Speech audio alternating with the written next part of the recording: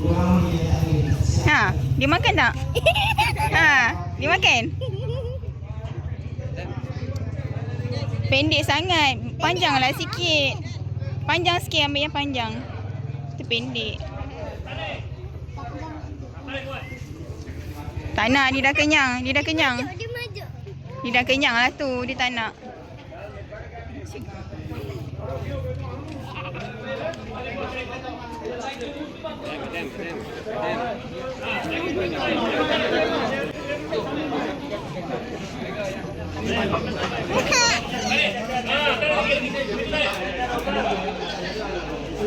चाचा थले लतान के जोरा सामने लतान के जोरा सामने आगे 60